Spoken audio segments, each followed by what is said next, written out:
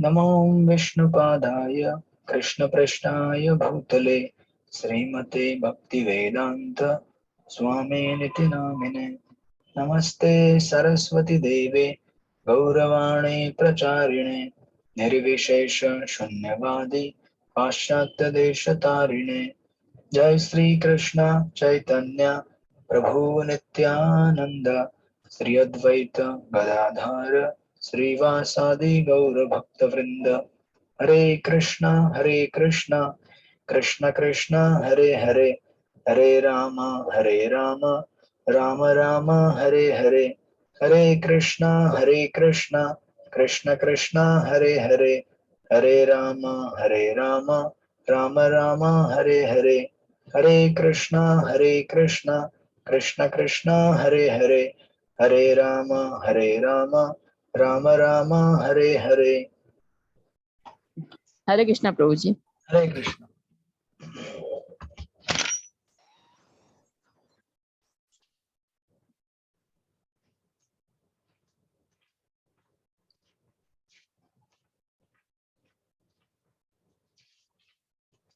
परम पूज्य राधानाथ स्वामी महाराज ऐसी भक्ति वेदांत स्वामी भक्ति वेदांत स्वामी भक्ति सिद्धांत सरस्वती गौर किशोर गौर किशोर जगन्नाथ बलदेव जगन्नाथ बलदेव जगन्नाथ विश्वनाथ कृष्णदास रघुनाथ जी दास रघुनाथ रूप सर्व सनातन श्री चैतन्य महाप्रभु ईश्वरपुरी ईश्वरपुरी नित्यानंद अद्वैत माधवेंद्रपुरी लक्ष्मीपति व्यास तीर्थ ब्रह्मण्य तीर्थ पुरुषोत्तम जय धर्म सरस्वती राजेंद्र विद्यानिधि दयानिधि ज्ञान जय जय श्री तीर्थ जय श्री कृष्णभ्य आबोध माधव माधव हरि हरि पद्मनाभ पद्मनाभ व्यास व्यास भरत नारद ब्रह्मा श्री कृष्ण। श्री कृष्ण।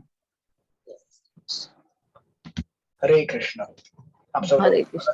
भक्ति शास्त्री कोर्स में हम लोग स्टडी कर रहे हैं श्री ईशोपनिषद सॉरी भक्ति रसामृत सिंधु, और आज हम देखेंगे अध्याय नंबर 2, 3 और 4। ये 3 अध्याय देखेंगे, छोटे छोटे अध्याय हैं।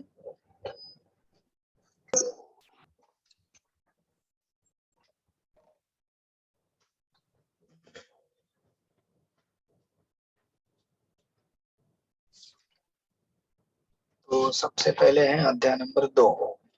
उसका टाइटल है भक्ति की प्रारंभिक अवस्थाएं, first stages of devotional service.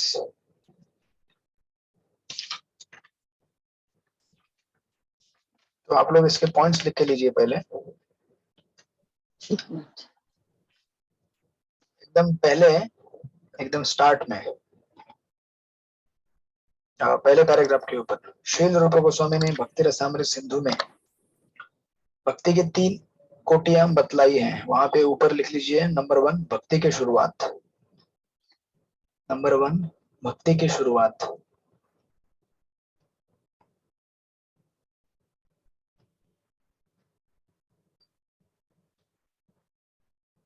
मुझे कौन से पेज पे मिला? पेज नंबर 19, अध्याय नंबर 2, पहला पैराग्राफ। अच्छा, उसके बाद आप अगर 20 नंबर पेज में जाएंगे तो आपको मिलेगा सेकंड पैराग्राफ, जहां पे लिखा हुआ है साधन का अर्थ है अपनी इंद्रियों को किसी विशेष प्रकार के कार्य में लगाना। मिल गया? उसके ऊपर लिख दीजिए, एक्चुअली ये सेकंड पॉइंट नहीं है बट उसके अंदर काइंड ऑफ अ सब पॉइंट है। आप नंबर देना चाहे तो नंबर भी दे सकते हैं, नहीं देंगे तो चलेगा। साधन भक्ति या फिर साधना भक्ति, it's not a second point. First point के अंदर का एक सब पॉइंट है साधना भक्ति।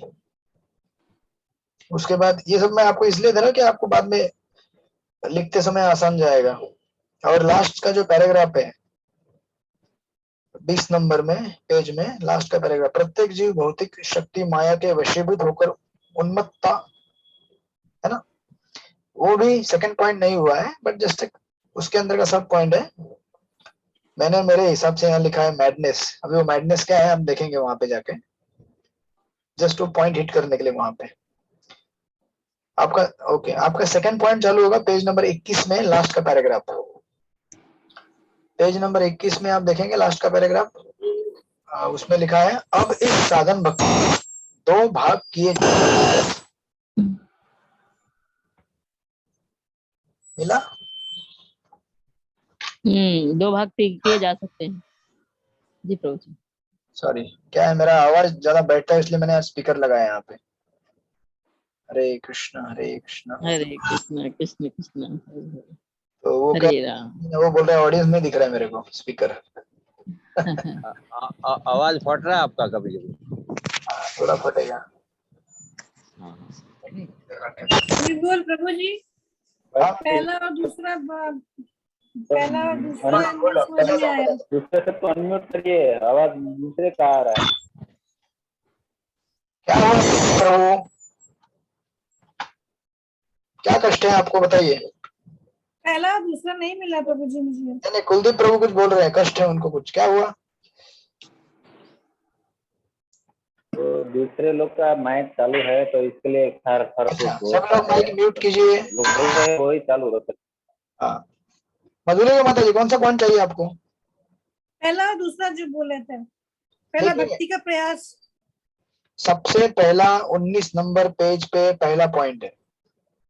आपको ये पैराग्राफ दिख रहा है, शील रूप गोस्वामी ने भक्ति रसम सिंधु में भक्ति की 3 कोटियां बताई है, मिल गया? अध्याय नंबर 2 का पहला ही पैराग्राफ, तात्पर्य का, हाँ हाँ मिला, कोटिया बताइए। हाँ उसके ऊपर लिखिए भक्ति की शुरुआत, पहला पॉइंट। अच्छा, आपका बुक कौन सा है?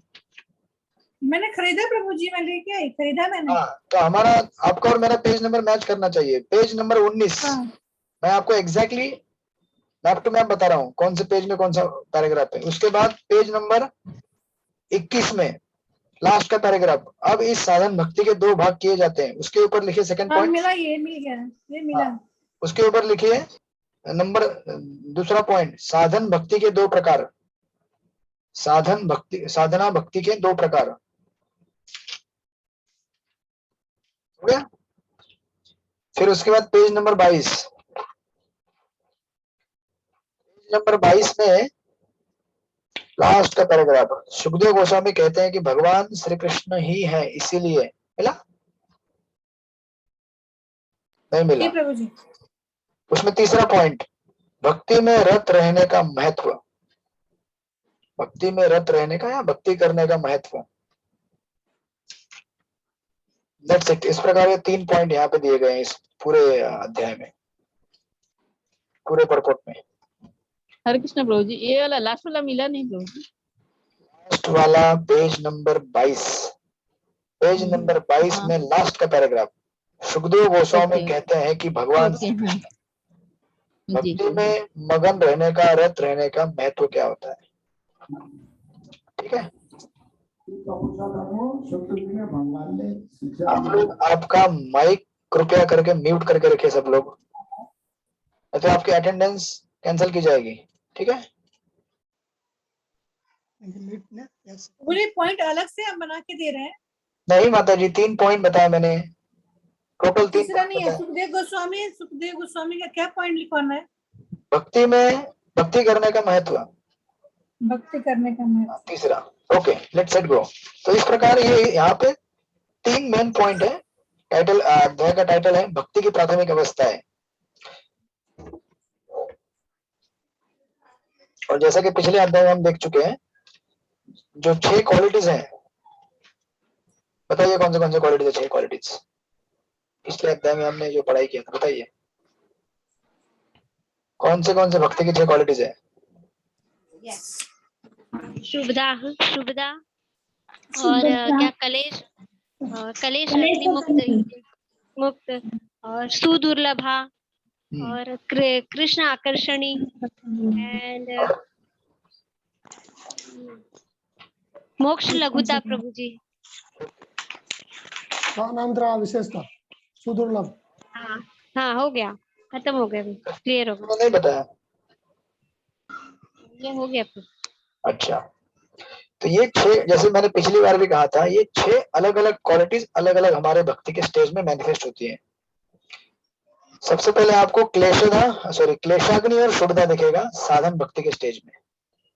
हमारे कुछ क्लेश दूर हो जाएंगे और थोड़ा ऑस्पिशियसनेस दिखेगा हमको लाइफ में। जैसे कहाँ सुन रहा था आज, हाँ, गौर कृष्ण महाराज का लेक्चर सुन रहा था मैं।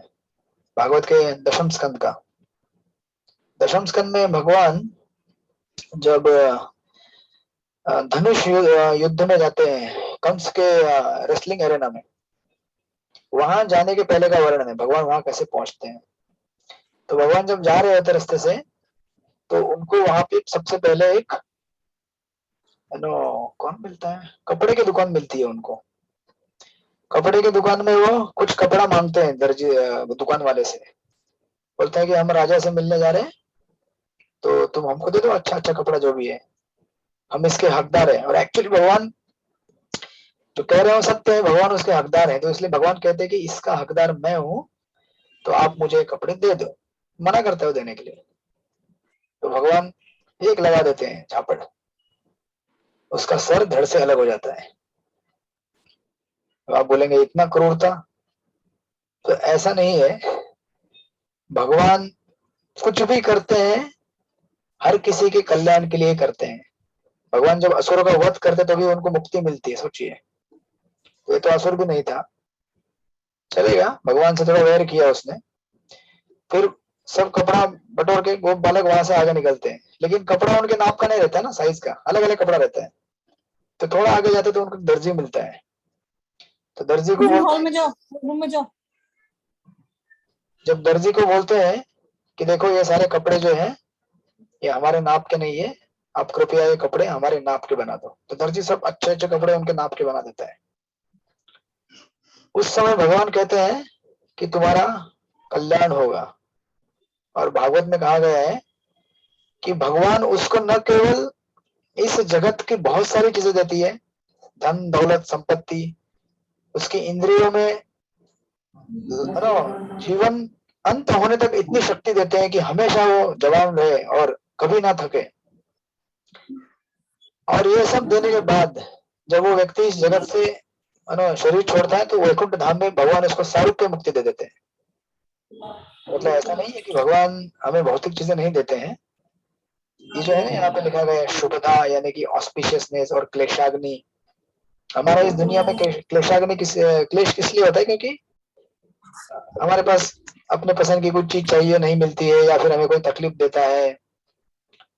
आध्यात्मिक आधिदैविक आदि भौतिक, बेसिकली तीन प्रकार के जो कष्ट होते हैं हम भोगते हैं इस जगत में। तो भगवान कहते हैं कि भगवान उस लीला से दर्शाते हैं कि जो भी मेरी भक्ति करता है, और अगर तुम इस जगत की चीजें भी चाहते हो तो भी मैं तुमको दे सकता हूँ, और प्लस इसके बाद में तुम्हें अपने धाम में भी लेके जाऊंगा। ये उस पास टाइम से दिखता है। फिर आगे जाके उनको एक फूल वाला मिलता है सुदामा, वो भगवान को फूल अच्छे अच्छे फूल पहना देता है। उसके बाद फिर कुब्जा मिलती है, उसके बाद फिर भगवान रेसलिंग एरेना में जाते हैं। तो अभी हम भागवत चर्चा नहीं करेंगे यहाँ पे ज्यादा। फिर भगवान आगे जाके युद्ध भूमि में वहां पे कंस को मारते हैं, उसके चारों मुष्टिक इन लोगों को वध कर देते हैं। तो ऐसी सुंदर कथा में सुन रहा था, उसमें मुझे यही दिखा कि इवन अगर आपको भौतिक चाहिए तो भौतिक भगवान भी दिला देते हैं, शुभदा और क्लेशाग्नि। ये हमें साधक लेवल पे दिखता है। उसके बाद सुदुर्लभ और मोक्ष लघुता कृत हमको मिलेगा आगे आने वाले स्टेज में, दैट इज भाव भक्ति। पीछे के दो ऐड हो जाएंगे उसमें, क्लेशाग्नि और शुभदा भी ऐड हो जाएगा उसमें। उसके बाद फिर और आगे जाएंगे तो दो और ऐड हो जाएंगे, कृष्णाकर्षणी और सांदानंद विशेषात्मा अपने इसमें प्रेम भक्ति में। तो इस प्रकार यहाँ एकदम देखिए शुरू का जो पैराग्राफ है प्रभुपाद लिख रहे हैं, भक्ति की तीन कोटियां होती है, साधन भक्ति, भाव भक्ति और प्रेम भक्ति। इन कोटियों के अनेक उपशीर्षक हैं, और सामान्यतः यह समझा जाता है कि साधन भक्ति में दो भिन्न भिन्न गुण होते हैं, भाव भक्ति में 4 और प्रेम भक्ति में 6, जो कि मैंने आपको यहाँ भी बताया। ये जो प्रभुपाद लिख रहे हैं ना 2, 4 और 6, ये वही है। दो दो दो ऐड होते जाते हैं उसमें। समझ में आया सब लोगों को कि नहीं समझ में आया? तरला स्वरूप माता जी समझ में आया आपको?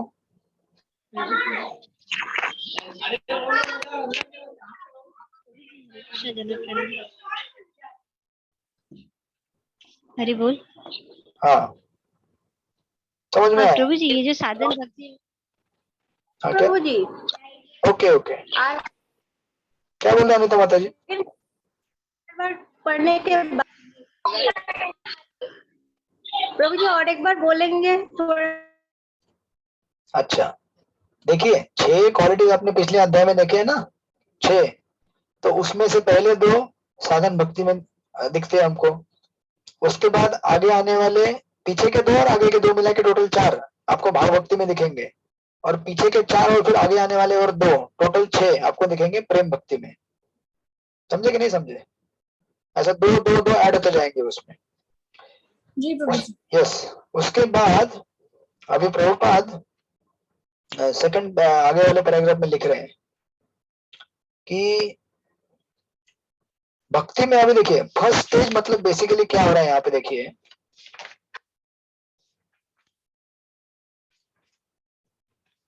मतलब बेसिकली स्टार्ट करने वाले की स्टेज, साधक की स्टेज। तो यहाँ पे एक चीज देखेंगे, आप लिख रहे प्रभुपाद, इस प्रसंग में रूप गोस्वामी का सुझाव है कि भक्ति या कृष्ण भावनामृत के पात्र को उसके विशेष रुचि के अनुसार वर्गीकृत किया जाता है।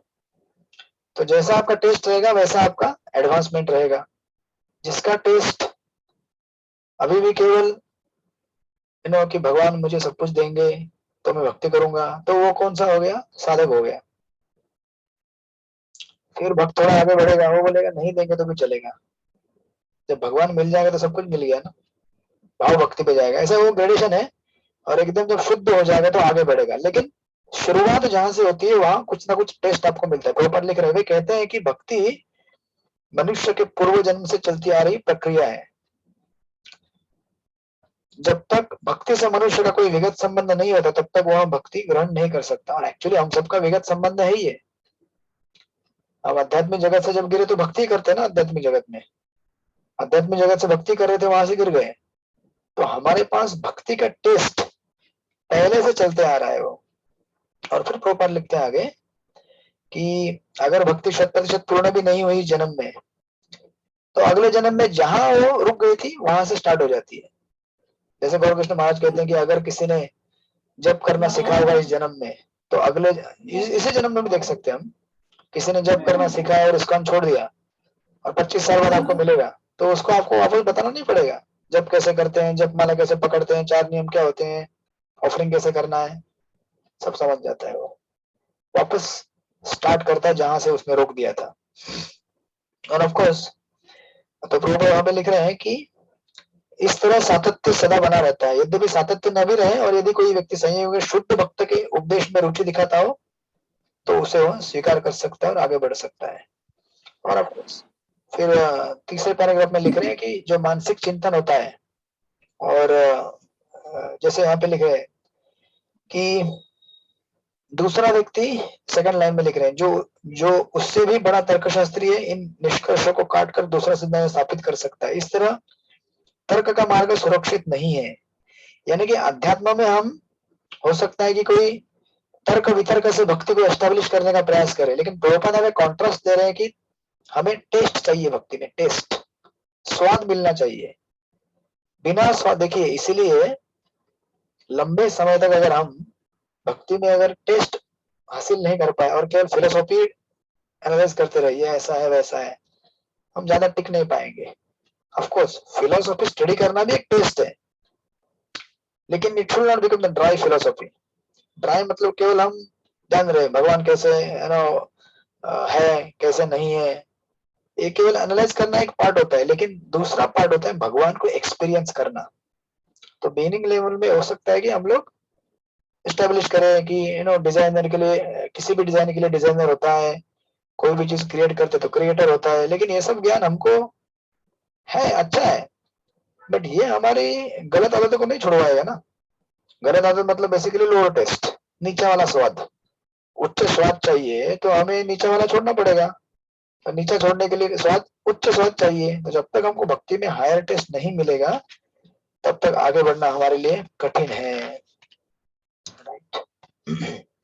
इसलिए अगर आगे जाएंगे आप पेज नंबर 20 में, जहाँ पे मैंने आपको टाइटल लिखवाया था साधना भक्ति करके, उसका अंदर का पॉइंट है। प्रभुपाद उसमें लिख रहे हैं कि भक्ति हमारे पास हमेशा रहती है, वो हम प्राप्त नहीं करते बल्कि उसे हम रिवाइव करते हैं, या फिर उसे हिंदी में क्या कहते हैं आप, उसे हम जागृत करते हैं, वो सोया हुआ है अंदर हमारे।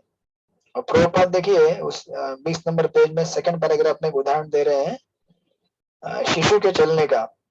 कोई भी शिशु पहले से चलना जानता है, उसके अंदर वो कैपेसिटी है, खाली उसको क्या है, अभ्यास करना होता है चलने का और चलना चालू कर देता है वो। अगर समझो सांप है, सांप हवा में उड़ सकता है क्या? अच्छा उड़ने वाला भी ठीक है, चलो उसको छोड़ दो। अच्छा कुत्ता हवा में उड़ सकता है? उड़ सकता है क्या? नहीं ना। अच्छा पंछी हवा में उड़ सकता है? हाँ पंछी उड़ उड़ते हैं। सकता है। तो अगर पंछी को कुत्ते को आपने बोला अभ्यास करके तो उड़ सकता है, उड़, तो उड़ेगा क्या वो? नहीं उड़ेगा ना। नहीं, पंछी का बच्चा छोटा सा जब रहता है, उसको जो ट्रेनिंग दिया जाता है मम्मी पापा द्वारा उसके, है ना, मम्मी पंछी और पापा पंछी पंछी जो भी रहते हैं, उसको उड़ना सिखाते हैं अपनी सुरक्षा में, तो उड़ना सीख जाता है वो। क्योंकि उसके अंदर वो उसके जो कर्म है उसका, जो भी जीन्स बोलते हैं, आप जो भी बोलते हैं आप आज की भाषा में, उसके अंदर वो ऑलरेडी कोडेड है, उसको केवल अभ्यास करना पड़ता है। तो उसी तरह से हमारे अंदर भक्ति जो है वो पहले से है, हमारे अंदर भक्ति के जीन्स हैं, भक्ति कोडेड है हमारे अंदर। बस उसको हमें क्या करना है, भक्तों के संग में उसे जागृत करना है। इसलिए देखिए आप प्रभुपाद यहाँ पे सुंदर उदाहरण दे रहे हैं। कहाँ दे रहे हैं?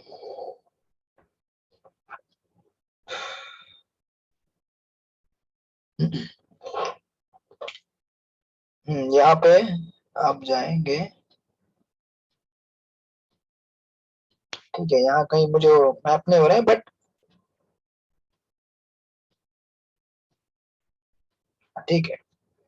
तो आगे वाला जो पैराग्राफ है उसमें भी देखिए आप, उसमें लिख रहे हैं प्रभुपाद, जिस तरह से शिशु थोड़े से अभ्यास से चलने, सॉरी ऊपर से, अपनी इंद्रियों तथा मन को किसी कार्य में लगाने के लिए कुछ निर्धारित विधियां हैं, जिनसे प्रेम में कृष्ण के प्रति हमारी सुप्त चेतना उसी प्रकार जागृत हो उठती है जिस तरह एक शिशु थोड़े से अभ्यास से चलने लगता है।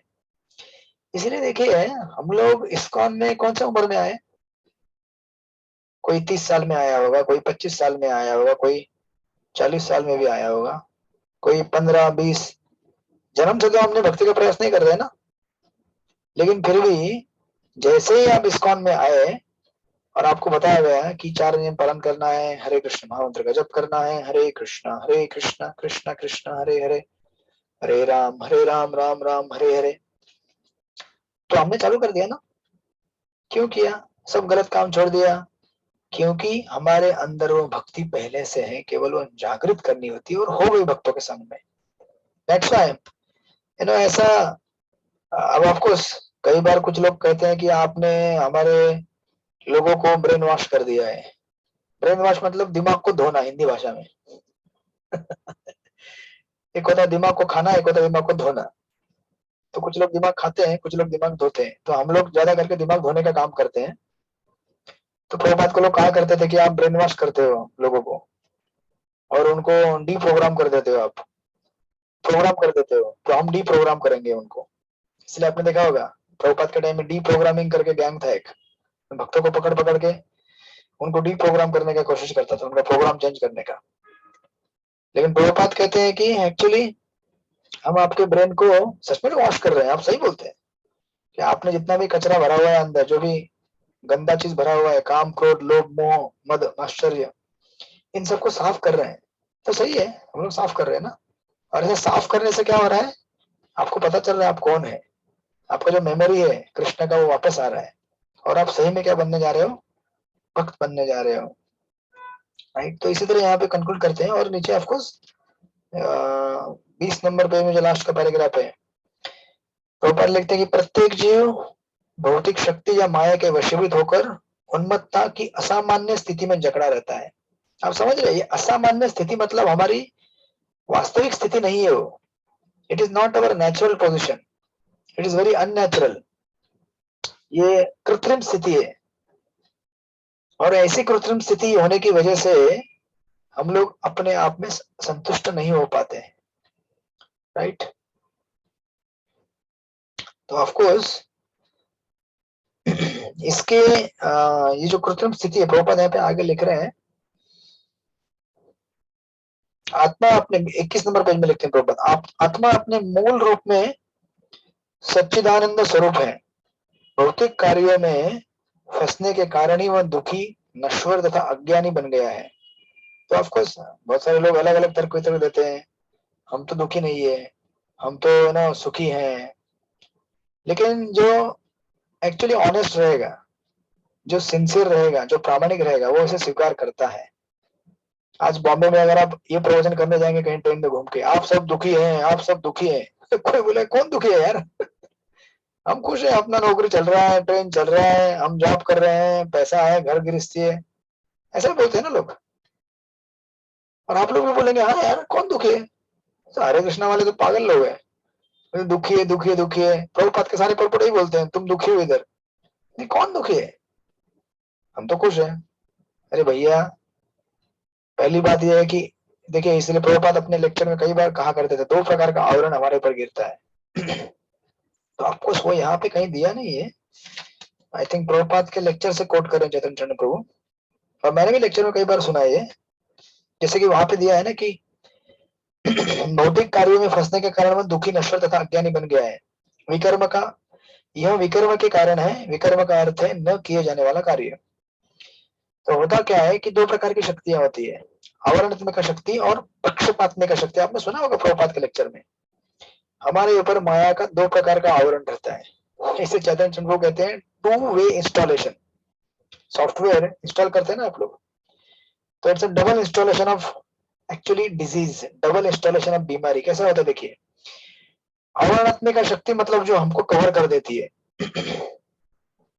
जैसे उदाहरण दिया जाता है कि आप अगर सिनेमा हॉल में जाएंगे, थिएटर में, बहुत बढ़िया उदाहरण है आज के आपको समझने के लिए। थिएटर में जब जाते हैं आप, तो सबसे पहले क्या होता है, थिएटर के अंदर जाने के बाद सारी लाइट्स बंद हो जाती है, बराबर ना। सिनेमा हॉल में क्यों बंद हो जाती है, क्योंकि अभी आपको दूसरी दुनिया में लेके जाना है, राइट। और लाइट चालू रहेगी तो आप देखेंगे, अरे मेरे कपड़े से फटे हुए हैं यार, मेरी साइकिल है, मेरे जूते फटे हुए हैं, और सामने वाला व्यक्ति भी वैसा ही है, ये भी वैसा ही है, तो अपनी वास्तविक स्थिति हमको दिखेगी।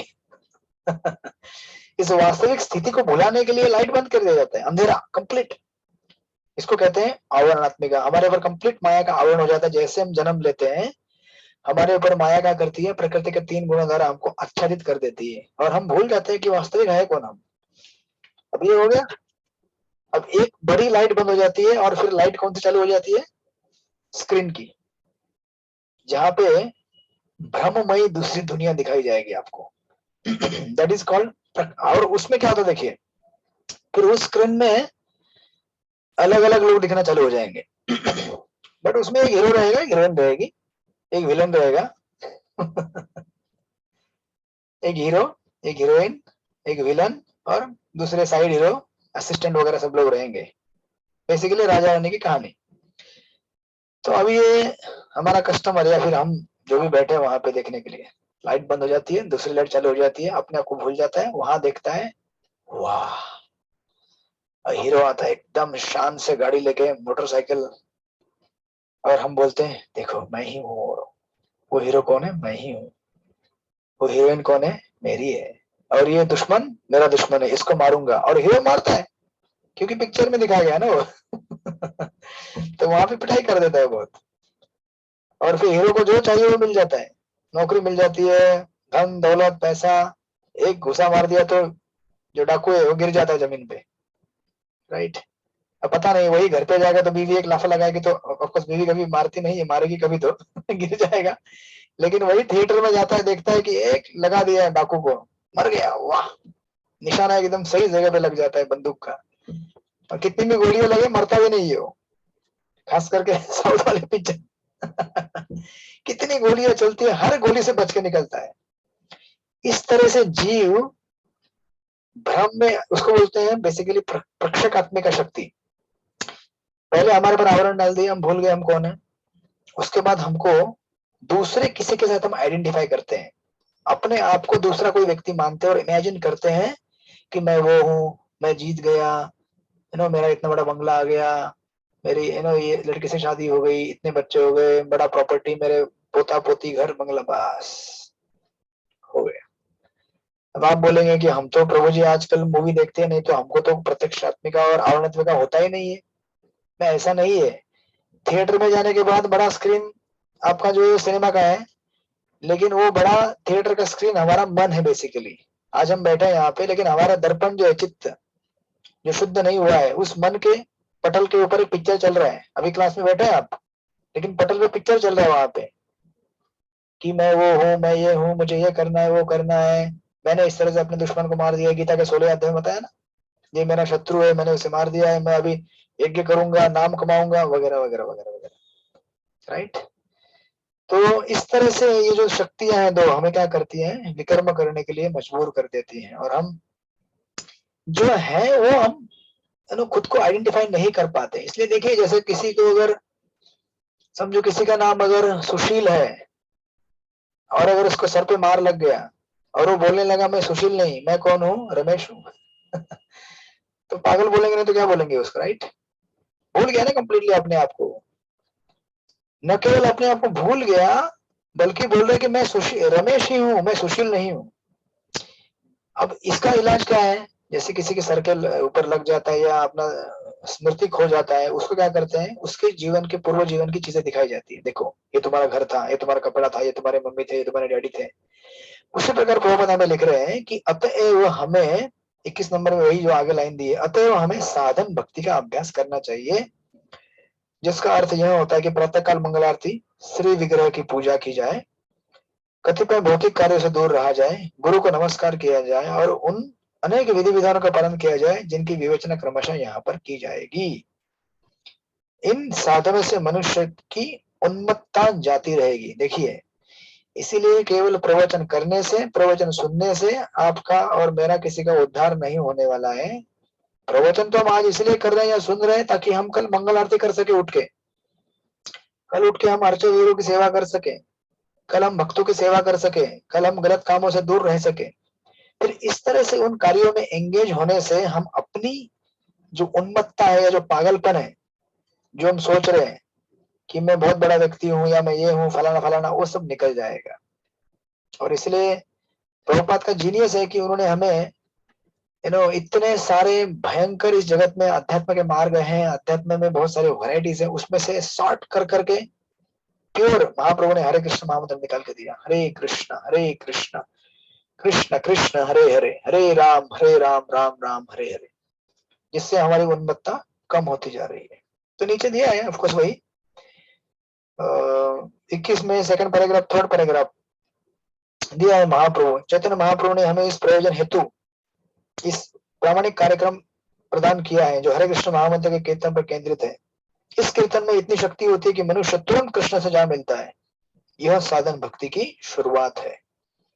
और लिख रहे हैं वहां पे कि एन प्रकार हमें क्या करना चाहिए, कृष्ण के ऊपर ध्यान लगाना चाहिए, लाइक दैट। तो दिस इज फर्स्ट पॉइंट इस चैप्टर का, कि किस तरह से हमें यहाँ पे भक्ति की शुरुआत की जाती है, बतलाया गया है। क्लियर? आप थोड़े थके हुए होंगे, लेकिन थोड़ा सा उत्साह बनाए रखिए। हरे कृष्णा कृष्ण कृष्ण हरे हरे, हरे राम राम राम हरे हरे। थोड़ा घूमिए फिरिए, पानी भी नहीं पी के फ्रेश होके आ जाइए अगर आपको आना है तो, लेकिन क्लास कंटिन्यू रख रहा हूं मैं। ओके, सो नाउ उसके बाद अभी सेकंड पॉइंट आता है यहाँ पे, साधन भक्ति के दो प्रकार। प्रभुपाद ने वहां पे दिया है, पेज नंबर 21 में लास्ट पैराग्राफ, 1 2 3 चौथी पांचवी लाइन। दो होता है, वैदिक भक्ति और रागानुग भक्ति। तो इन सिंपल, वैदिक मतलब जो अपने रूल और रेगुलेशन के बेस के ऊपर भक्ति करता है, उसे वैदिक करते हैं। जैसे अभी हमने आपको क्लास में बुलाया, हमने कहा आपको कि आपको क्लास में आना ही पड़ेगा, सिलेबस पूरा करना है, तो आप लोग आ गए। लेकिन अगर कोई भक्त बिना मेरे कहे, बिना मेरे रूल रेगुलेशन दिए अगर कोई आता है, नहीं नहीं प्रभु जी क्लास तो करना ही है हमको, उसे कहते हैं रागानुग भक्ति। समझ में आया? साधना मतलब गुरु ने कहा है, टीचर ने कहा है, करना पड़ेगा, 16 माला 4 नियम करते हैं, दीक्षा लिया है, अभी करना पड़ेगा, करते हैं। गुरु ने हमें शक्ति दे रहे हैं, जय गुरुदेव, आज 16 माला हो गई, बराबर। और रागानुग मतलब नहीं बताया तो भी पढ़ाई करेगा, नहीं बताया तो भी जब करेगा ही करेगा, नहीं बताया तो भी जाके सेवा करेगा, जरूरत नहीं है उसको बताने की, उसको कहते हैं रागानुगा। राइट। तो ये दो प्रकार है, तो प्रभुपाद वहां पे दे रहे हैं उदाहरण पेज नंबर 22 में कि हम जैसे साधन भक्ति अच्छी तरह करते जाते हैं ना, तो हमको ग्रेजुअली जो भक्ति के अंग है 9 उसमें इतना प्रेम हमें आएगा कि हम खुद से उन साधनों को अपने आप करेंगे। जैसे मंगल आरती आपको शुरू में कहना पड़ता है, उठो भाई उठो उठो। हमारे ब्रह्मचारी आश्रम में भी रहता है अटेंडेंस ब्रह्मचारी के लिए 10 मिनट लेट हो गया 5-10 एब्सेंट लग जाती है, सब लोग टाइम पे आते हैं और अटेंडेंस चेक होता है हर महीने में और सबको रिपोर्ट जाता है, देखो आपके महीने का ये सब हिसाब किताब है, आपने कितना रोशन किया आपका नाम तो अभी हम करते हैं, हम पता है अभी ये सब रिव्यू होगा, फिर बोलेंगे यहाँ पे कुछ फिट नहीं है लोग, आप चले जाओ घर पे। सबको डर भी रहता है, बोलेंगे भक्ति करने आए हैं, भजन करने आए हैं, लेकिन अगर भजन नहीं करेंगे तो बोलेंगे जाओ घर पे, बराबर ना। तो ये सब रूल रेगुलेशन हम करते हैं, लेकिन ग्रेजुअली ऐसे होगा एक दिन आपको इतना भक्ति में आनंद आएगा, मंगल आरती में जाएंगे, राधा गोपीनाथ राधा गिरधारी के दर्शन इतने सुंदर लगेंगे सुबह सुबह प्रातः काल में, क्या बोलेंगे प्रभु। मंगल आरती मतलब मेरा सबसे दिन का महत्वपूर्ण टाइम है वो। उस समय अगर मैं भगवान के सामने कीर्तन करूं तो मेरा पूरा दिन एक्सटैटिक जाता है, दिन भर फिर मुझे बिल्कुल भी इस जगत के क्लेश त्रस्त नहीं करते, क्योंकि वो पहले से सुबह शक्ति प्राप्त हो गया, भगवान से आनंद प्राप्त हो गया, राइट। तो स्टेज हमारा आएगा, प्रभुपाद लिखते हैं, कहते हैं कि भक्ति में रत मनुष्य को प्रातःकाल उठकर आरती करने का आदेश दिया जा सकता है। प्रारंभ में अपने गुरु के आदेश से तड़के जल्दी उठता है और आरती करता है, किंतु फिर उसमें वास्तविक अनुराग उत्पन्न हो जाता है। जब उसमें यह अनुराग उत्पन्न हो जाता है तो वो स्वतः अर्चे वीरों को सजाता है। तो बोलना नहीं पड़ेगा मुझे आप लोगों को, अरे घर में डीटी लेके आओ, कितनी बार मैंने बोला आप लोगों को डीटी लेके आओ, डीटी लेके आओ, डीटी लेके आओ, नहीं लाया बहुत सारे लोगों ने। प्रभु जी मैं वृंदावन जाने वाली हूँ, टिकट लेके आऊंगी। यस, राधा तो आप लोगों ने जिसने नहीं लाया समझ जाओ कि आप लोग अभी भी साधन भक्ति के स्टेज पे हो, रागानुगा आने में टाइम लगेगा लगता है अभी। तो जो लेके आएगा मधुलिका माता जी दिखा रही है, भक्ति रसामृत सिंधु पढ़ने के पहले ही मैं रागानुगा स्टेज पे हूँ। यस, तो कुछ लोग हैं पहले से, तो जिनके घर में डीटी नहीं है वो लोग कृपया करके डीटी घर में लेके आइए, अर्चक वीर की सेवा कीजिए, क्योंकि गृहस्थ आश्रम में अर्चक वीर की सेवा के बिना आपको फुल फ्लेज प्यूरिफिकेशन एक्सपीरियंस नहीं होगा। जब प्रभु करेंगे जी कितना करेंगे 16 माला। हाँ यस माता जी बोलिए। जगन्नाथ बलदेव सुभद्रा मैया और लड्डू गोपाल यस है, चलेगा, और या फिर गौर नीता है, कोई तो लिटी अपने घर में होना ही चाहिए जिसका हम सेवा करते हैं। लड्डू गोपाल तो लड्डू गोपाल है बेचारा, छोटा सा बच्चू, इसलिए लड्डू गोपाल से थोड़ा आगे बढ़िए आप अभी, क्योंकि आप अभी भक्ति में आगे बढ़ना चाहते हैं। तो लड्डू गोपाल तो भगवान है ही है, लेकिन लड्डू गोपाल बेचारा छोटा सा नन्ना सा, उसको ड्रेस भी करेंगे तो क्या करेंगे, छोटा सा एक पजामा पहना दिया हो गया। अगर आपको एकदम फुल फ्लेज एक्सपीरियंस करना है तो डीटी जैसे गौर डीटी लेके आइए, उनका श्रृंगार करेंगे आप पूरा। जगन्नाथ बलदेव भी है, गुस्सा नहीं करेंगे वो मेरे ऊपर क्योंकि मैं हमेशा उनको, मैं बोलूंगा दोनों को रखिए, क्योंकि महाप्रभु ने नवद्वीप में भी रहे थे, मायापुर में और पुरी में रहे थे। महाप्रभु ने 3 जगह लीला की, वृंदावन, जगन्नाथपुरी और मायापुर। तो अगर आप लड्डू गोपाल रखे तो वृंदावन आ गया आपका, महाप्रभु लेके आएंगे तो फिर मायापुर आ गया, और जगन्नाथ बलदेव रखेंगे तो फिर आपका पुरी आ गया। 3 धाम आपके घर में आ गए।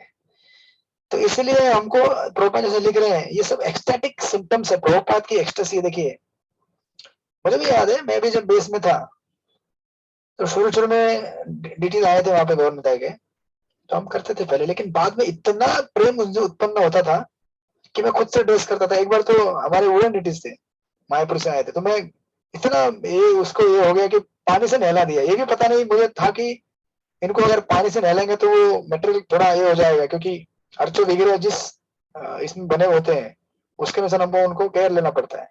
एक दिन मैं पानी से नहला दिया था तो हमारे उधर प्रभु जी आए, बोले ऐसा नहीं, पानी में नहीं नहला सकते उनको, उसके लिए आपको फिर मेटल का चाहिए डीटी। तो ऐसे आपको अनुराग उत्पन्न हो जाएगा, उनसे प्रेम उत्पन्न हो जाएगा। तो उसके लिए साधन चाहिए, और साधन है डीटी। तो आप लोग कृपया करके भक्ति शास्त्री कोर्स पूरा होने के बाद अपने अपने घर में डीटीज लेके आइए, तभी आपका भक्ति शास्त्री कंप्लीट माना जाएगा मेरी तरफ से ऑफिशियली। ऐसे तो आपको सर्टिफिकेट मिलेगा, बट मैं ऑफिशियल तभी मानूंगा जब डीटी लेके आएंगे। वी आएंगे ना हैव प्रभु डीटी जी, प्रभु जी। और निताई हमें तो लाएंगे डीटी, तो हमारे पास आएंगे आप। डीटी है, हमारे पास राधा माधव है, मेरे राधा गोविंद है मेरे पास। हाँ प्रभु जी, राधा गौर निताई लाएंगे तो आएंगे ना आप।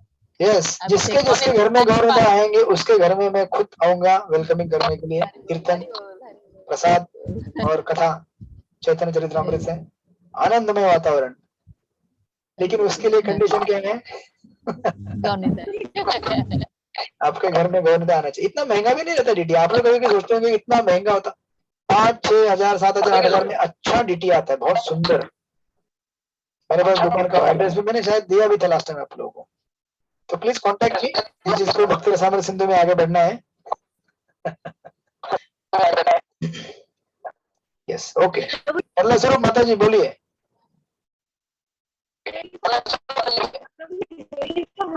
करना चाहिए।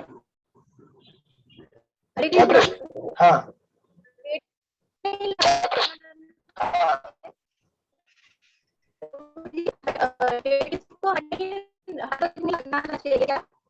अच्छा, आपका प्रश्न मुझे ठीक ठीक समझ में नहीं आ रहा है, बट आप बोल रहे हैं कि राधा कृष्ण लाना चाहिए, क्या लाना चाहिए, बराबर ना?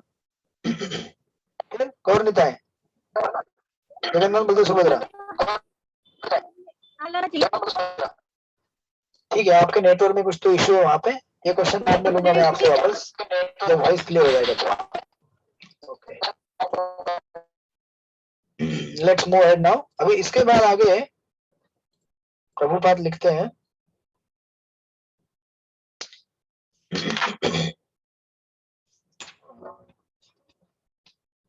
हाँ यस, तो आगे लिखा है 22 नंबर पेज में थर्ड पैराग्राफ, वैदिक भक्ति के नियमों का वर्णन भागवत में किया गया है, जो आप पढ़ लीजिएगा वहां पे। फिर तीसरा पॉइंट, भक्ति में रत रहने का महत्व। तो भक्ति में रत रहने का महत्व क्या होता है? स्वल्पम अपि अस्य धर्मस्य त्रायते महतो भयात्। ये श्लोक कहीं तो प्रभुपाद बीच में अनुवाद करते हैं, आप लोग पढ़ लीजिएगा उसको। बेसिकली भक्ति में एंगेज रहने से हमारा एटलीस्ट अगले जन्म में मनुष्य का योनि गारंटीड है, राइट? गारंटी मिलेगा हमको। तो वहां पे किया है वो, बहुत सारे 2-3 कोटेशन है, आप पढ़ लीजिएगा उसमें, मैं ज्यादा डिटेल में नहीं जाता हूँ। एक लाइन पढ़ता हूँ 23 नंबर पेज में, बीचों बीच प्रभुपाद लिख रहे हैं, भगवत गीता में कहा गया है कि जो कोई भगवत भक्त बन जाता है वह कभी विनष्ट नहीं होता, किंतु अन्य लोग सदैव विनष्ट होते हैं। विनष्ट का अर्थ है कि मनुष्य का जीवन पाकर व्यक्ति जन्म मृत्यु के पास से बाहर नहीं निकल पाता, यानी कि जो जिसको जेल में से बाहर निकलने का मौका मिला है वो जेल में रह जाता है। सिर्फ क्या होगा, जेल के इस कमरे से दूसरे कमरे में, तीसरे कमरे में वही घूमता रहेगा, एक योनि से दूसरा योनि, तीसरा चौथा पांचवा, इस प्रकार वो दुख भोगता ही रहेगा, राइट? तो ऑफकोर्स हमको कभी भी याद रखिए कि शुद्ध भक्तों के लिए भक्ति मतलब एक्सटेसी होती है, आनंद। लेकिन हमारे लिए क्या है? नेसेसिटी है, हमारे लिए जरूरत है भक्ति करना। अगर हम भक्ति नहीं करेंगे तो हमारा हर तरह से नुकसान है। भौतिक जीवन तो हमारा बर्बाद है ही है, वैसे हमको आध्यात्मिक भी नहीं मिलेगा कुछ भी। That's why as a necessity, आज हमको एक्सटेसी नहीं रहेगी, कोई बात नहीं, हमें उच्च स्वाद नहीं रहेगा, थोड़ा बहुत रहेगा, बट कोई बात नहीं। नेसेसिटी समझ के, जरूरत समझ के हमें करना चाहिए। इसलिए प्रभुपाद वो सब दे रहे कोटेशन, पद्म पुराण से कोटेशन दिया हुआ है पेज नंबर 23 में।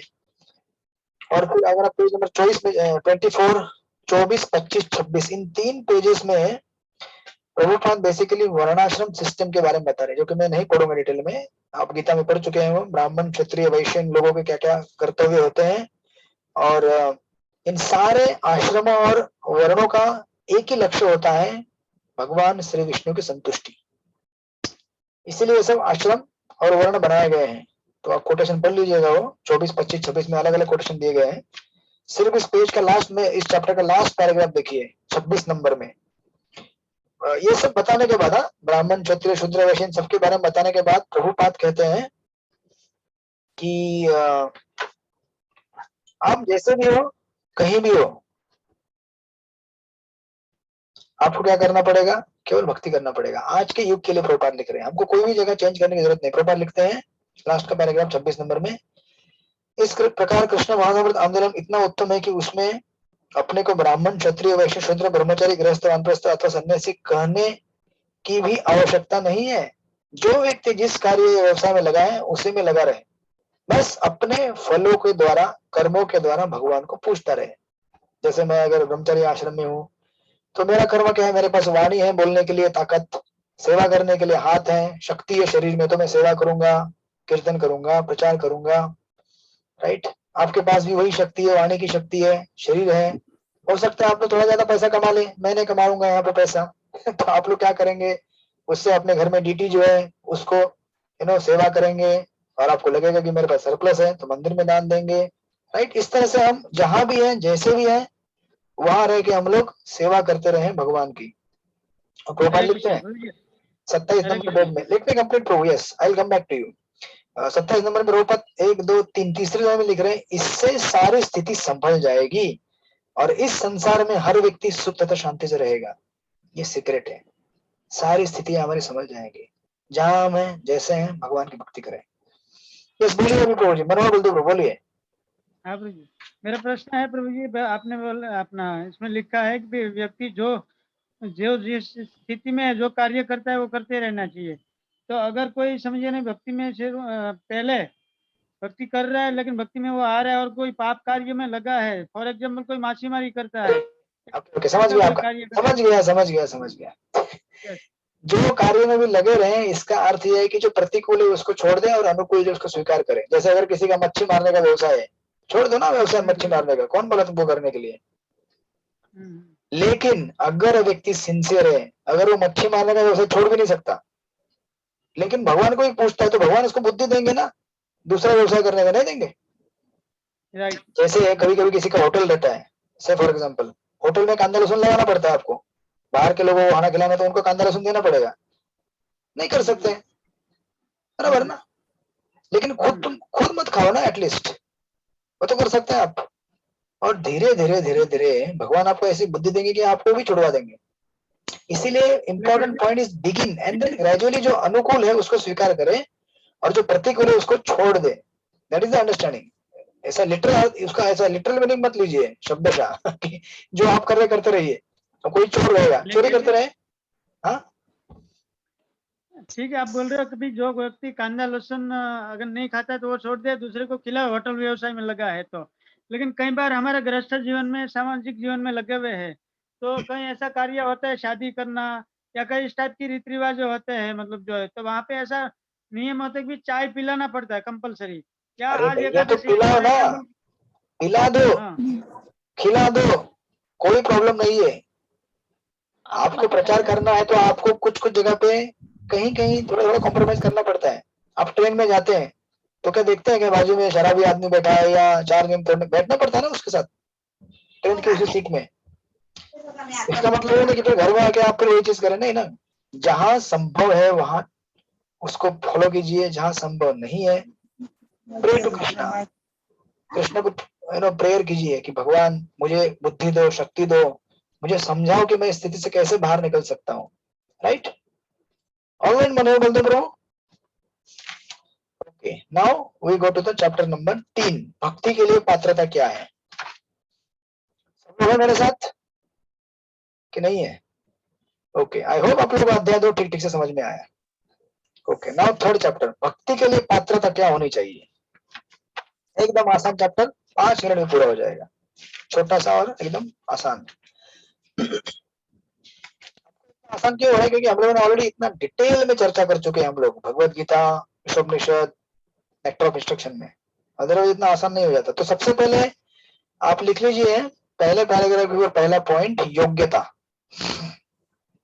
पहले पैराग्राफ, पेज नंबर 29, अध्याय नंबर 3, भक्ति के लिए पात्रता, कक्षा नंबर 112, मतलब अभी हमारा 112वां क्लास चल रहा है। नंबर 1 योग्यता लिख लीजिए आप वहां पे। तो इस चैप्टर में 2 ही चीज बताएंगे, योग्यता क्या है और योग्यता क्या नहीं है। तो एक पहले पैराग्राफ के ऊपर 1 नंबर देखिए योग्यता, और फिर सीधे आप जाएंगे पेज नंबर 32 में फर्स्ट, सेकंड, थर्ड पैराग्राफ लिखा हुआ है। जैसा कि पहले कहा जा चुका है, सुख 3 प्रकार का होता है, मिला आपको ये? पेज नंबर 32 में तीसरा पैराग्राफ, पहली लाइन, जैसा कि पहले कहा जा चुका है, दैट इज थर्ड पॉइंट। हाँ, उसमें लिख लीजिए सेकंड पॉइंट, अयोग्यता। दो ही है, योग्यता अयोग्यता।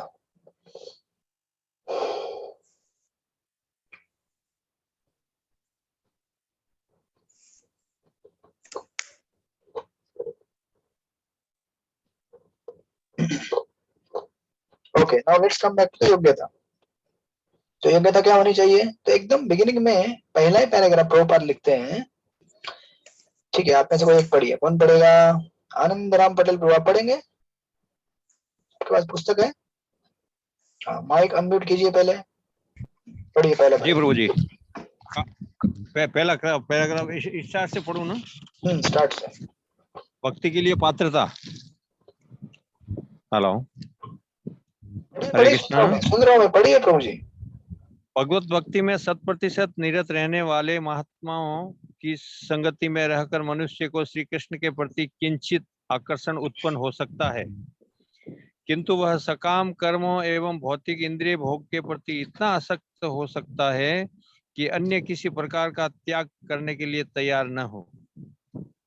यदि ऐसे व्यक्ति का कृष्ण के प्रति आकर्षण अविचल होता है तो वह भक्ति करने का योग्य पात्र बन जाता है। Okay, thank you so much, Hare Krishna. तो इसी पहले पैराग्राफ में दो चीजें प्रभुपाद ने बता दी है, योग्यता क्या है, अयोग्यता क्या है। योग्यता मतलब बेसिकली भक्तों के संग में जब हम आते हैं और हमें थोड़ा सा लिटिल टेस्ट मिलता है और हम गलत चीजों को छोड़ देते हैं, दैट इज योग्यता। और उसी पॉइंट को बताने के लिए अभी देखिए सेकंड पैराग्राफ में प्रभुपाद लिखते हैं, शुद्ध भक्तों की संगति में कृष्ण भावनामृत के लिए यह आकर्षण सौभाग्य का सूचक है। यानी कि हमारा भक्ति में आने का कारण सिर्फ और सिर्फ एक ही है, और वो है शुद्ध भक्तों की संगति। उसके अलावा कोई नहीं। हम में से कोई भी नित्य सिद्ध नहीं है, ना ही आप में से कोई बहुत बड़ा जिज्ञासु है जो भगवान को ढूंढते ढूंढते आ गया मीरा रोड में।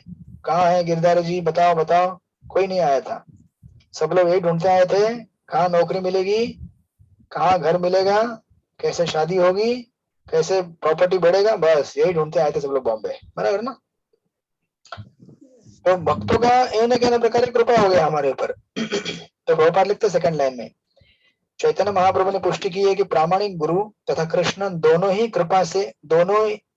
की कृपा से केवल भाग्यवान व्यक्तियों को भक्ति का बीज प्राप्त होता है। तो ऑफ कोर्स अब ये भाग्यवान क्या है, आप बोलेंगे कौन सा भाग्यवान और क्या, राइट, ये तो हम देखेंगे। लेकिन उसको बताने के लिए प्रभुपाद ने नीचे थर्ड पैराग्राफ में 3 भक्तों की श्रेणियों का वर्णन कर रहे हैं। तीसरे पैराग्राफ में कर रहे हैं प्रथम श्रेणी का भक्त, जो मैं नहीं पढ़ूंगा, आप लोग पढ़ लीजिएगा। फिर अगर आप जाएंगे 30 नंबर पेज में सेकंड पैराग्राफ में द्वितीय श्रेणी के कैटेगरी के भक्त का वर्णन किया गया है। उसके आगे वाले पैराग्राफ में तृतीय श्रेणी या नवोदिशित भक्त का वर्णन किया गया है। और फिर पेज नंबर 30 में 1, 2, 3 चौथे पैराग्राफ में नवदीक्षित या फिर तृतीय श्रेणियों के पहले वाले, उसके भी पहले कैटेगरी का वर्णन दिया गया, उसको बोलते हैं प्री नियोफाइट या फिर नौसिखिया। समझ में आप लोगों को? उत्तम अधिकारी, मध्यम अधिकारी। तो समझ नहीं आया माता जी, समझ में आएगा। तो इतना बोल दिया तो समझ में नहीं आया। नहीं नहीं, आप अभी परपोर्ट ऐसा देखिए मत, जो मैं बोलते जा रहा हूँ सुनते जाइए। आप पढ़ेंगे ना, आपको सब समझ में आएगा। पेज नंबर 29 में तीसरे पैराग्राफ में प्रथम श्रेणी के भक्त का वर्णन किया गया है, ठीक है।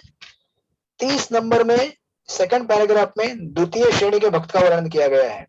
और 30 नंबर के पेज में तीसरे पैराग्राफ में तृतीय श्रेणी या फिर नवदीक्षित भक्त का वर्णन किया गया है। और फिर उसके आगे वाले पैराग्राफ में नौसिखिए यानी कि कनिष्ठ अधिकारी से भी पहले वाले स्टेज का वर्णन किया गया है। तो अभी आपको सबको पता है मध्यम अधिकारी कौन होता है, प्रथम अधिकारी कौन होता है, कनिष्ठ अधिकारी कौन होता है, बराबर। प्रभुपाद यहाँ पे कनिष्ठ अधिकारी के पहले वाले स्टेज का बता रहे हैं, यानी कि आर्तो, अर्थार्थी, जिज्ञासु और ज्ञानी। ये जो 4 गीता में दिए गए हैं ना 4 लोग, ये कनिष्ठ अधिकारी के पहले वाले स्टेज के लोग हैं, जो कुछ ना कुछ मांगने के लिए भगवान के पास आते हैं। जैसे यहाँ पे अर्थार्थी, जिसको अर्थ चाहिए था, पैसा चाहिए था, वो थे ध्रुव महाराज। भगवान के पास गए, बोले बहुत बड़ा बंगला चाहिए, सबसे टॉल बिल्डिंग बॉम्बे में, ठीक है। तो भगवान बोले ठीक है, तुमको टॉल बिल्डिंग क्या, दुनिया का सबसे बड़ा टॉल बिल्डिंग दूंगा तुमको, पूरे ब्रह्मांड का, और इसके बाद तुम मेरे धाम में भी आओगे, जाओ, दे दिया, तथास्तु। ऑफकोर्स ध्रुव महाराज फिर इतने शुद्ध हो गए कि बोले नहीं चाहिए मुझे कुछ भी, काचन विरिंचन अपिरत्न दिव्य, बोले मैं तो पत्थर कांच के टुकड़े ढूंढने के लिए आए थे, लेकिन आपने मुझे क्या दिया? कोहिनूर का हीरा दे दिया आपने भगवान। अभी मुझे कांच के टुकड़े से क्या प्रयोजन? लेकिन भगवान बोले ले लो। नहीं तो कल को कोई बोलेगा कि भगवान के पास गया था और भगवान ने ब्रेन वॉश करके भेज दिया। ये सब समझा के भक्ति का पाठ कुछ दिया ही नहीं। इसलिए भगवान बोले अरे मेरा नाम रखने के लिए ले लो, ताकि बाकी लोग भी आएंगे, लाइन में कतार में खड़े हैं, वो कहीं कतार छोड़ के चले ना जाए। कतार कतार मतलब दुबई नहीं चले जाएंगे, यहाँ से कतार छोड़ के बोलेंगे ठाकुर जी के पास कोई मिलता नहीं, कतार जाएंगे वहां मिलेगा हमको। तो इसीलिए ये वर्णन दिया गया है। अर्थार्थ यानी कि ध्रुव, और अर्थ कौन था? गजेंद्र थे, कष्ट में थे, भगवान को पुकारा मेरा कष्ट दूर करो। और ज्ञानी चतुष्कुमार थे, और नैमिषारण्य के जो ऋषि मुनि थे वो जिज्ञासु थे। तो इनका वर्णन वो पैराग्राफ में कर रहे नौसिखिए वाले। अब इन सबसे पेज नंबर 31 पूरा और 32 में पहले 2 पैराग्राफ, इन सब में यही वर्णन दिया गया है कि हम सब भगवान के पास कुछ ना कुछ मांगने के लिए आते हैं। लेकिन अभी भगवान के पास अगर समझो कोई मंदिर आता है, से फॉर एग्जाम्पल अगर कोई मंदिर भगवान से मांगने के लिए आता है, तो मंदिर में केवल भगवान नहीं है ना, भगवान के भक्त भी रहते हैं ना मंदिर में। कोई पुजारी रहेगा, कोई सेवक रहेगा, तो उनकी मुलाकात इनसे हो जाती है। जैसे इनकी मुलाकात उनसे हो जाती है तो उनके पास भक्ति का संपर्क आना चालू हो जाता है। ऐसे ही भगवान के पास आने से संपर्क तो हो ही जाता है, लेकिन भक्तों से मिलने के बाद ज्यादा। और तो भक्त समझाते हैं कि मंदिर में किस लिए आना चाहिए, मंदिर में भगवान की पूजा करने का उद्देश्य क्या है, जीवन का लक्ष्य क्या है। फिर धीरे धीरे वो भक्ति लेना चालू करता है ना। अभी एक क्वेश्चन आएगा एक आपको, कि आप बोलेंगे कि अच्छा प्रभु जी, मतलब उसका भक्त बनने का कारण ये था कि वो बेचारा कष्ट था, उसको दुख था और मंदिर में आया और भक्त बन गया।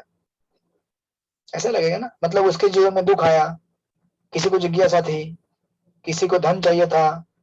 तो ऐसा नहीं है कि उस व्यक्ति के जीवन का कष्ट, उसकी धन पाने की अभिलाषा, ये सब भक्ति का कारण है? नहीं जी, भक्ति का कारण है अज्ञात सुकृति। देखिए भक्तिवेदांत ठाकुर कहते हैं कि, क्योंकि देखिए अगर ऐसा होता तो कोई भी, देखिए कोई भी पुण्यवान व्यक्ति अगर नहीं रहता ना, तो अपने कष्टों को ये नहीं समझ पाता कि भगवान के द्वारा दिया हुआ है ये, अपने पूर्व कर्मों का मैं कुछ फल भोग रहा हूँ, भगवान ने कमी दिया है। उल्टा कोई बोलेगा कि अरे भगवान की वजह से मेरे को कष्ट आया, कौन जाएगा भगवान के पास? बराबर ना। आधे लोग तो ऐसे बोलते हैं, भगवान के पास क्यों जाएंगे, हमको तकलीफ है, ये तकलीफ है, भगवान कुछ नहीं करते ठीक। तो वो बदमाश बच्चे हैं, कुछ अच्छे बच्चे होते हैं, कुछ बदमाश होते हैं। इसलिए भक्तिवेदांत ठाकुर कहते हैं कि भक्ति में आने का कारण क्या है? हमारे जीवन के कष्ट और दुख नहीं, बल्कि अज्ञात सुकृति है। तो अज्ञात सुकृति वहां पे नहीं लिखा हुआ है, वहां पे ढूंढने की कोशिश मत कीजिए, ध्यान दीजिए जो मैं बता रहा हूँ। अज्ञात सुकृति भक्तिवेदांत ठाकुर कहते हैं, जैसे से फॉर एग्जाम्पल है ना, आपका कोई बगीचा गार्डन है, किसी कर्मी का गार्डन रहता है ना, यहाँ पे भी हैंगिंग गार्डन में बहुत बड़ा गार्डन है, ऊपर आप जाएंगे ना मलबार हिल में, यहाँ पे चौपाटी के इधर मैं कई बार जाता हूँ गार्डन में जपा करने के लिए, या फिर ऐसा है ना टहलने के लिए, गार्डन है अच्छा सा। तो उस गार्डन में बहुत बड़ा ऐसा गोल तुलसी महारानी का गार्डन है। उस गार्डन में बहुत गार्डन है, छोटे छोटे मतलब पौधे लगाए हुए, एक बड़ा सर्कल है, बहुत सुंदर तुलसी महारानी के पौधे लगाए हुए हैं। इतना सुंदर है कि उधर ही जब करते रहे, जब परिक्रमा करेंगे तो ऐसा लगता है गोवर्धन परिक्रमा पूरी हो गई। गोवर्धन परिक्रमा करने का शॉर्टकट। तो भक्तिवेदांत ठाकुर कहते हैं कि आप कई पौधों को गार्डन में पानी देते हैं, साथ में तुलसी को भी पानी दे देते हैं, तो आपसे अनजाने में भक्तिमय कार्य हो जाता है, भक्तिमय सेवा हो जाती है। इस अज्ञात सुकृति की वजह से इसको कहते हैं आध्यात्मिक पुण्य। भौतिक पुण्य अलग होता है जो हम अपने कर्म से बनाते हैं, अच्छा करके बुरा करके जो भी है, पाप पुण्य करके, इसे कहते हैं आध्यात्मिक पुण्य। या फिर समझो आप ट्रेन में जा रहे हैं बुक्स बांटने के लिए, और आपके पास बहुत बड़ा झोला है, कोई व्यक्ति बोलेगा प्रभु जी मैं आपको हेल्प कर देता हूँ, लाओ झोला पकड़ देता हूँ, हो गया अज्ञात सुकृति।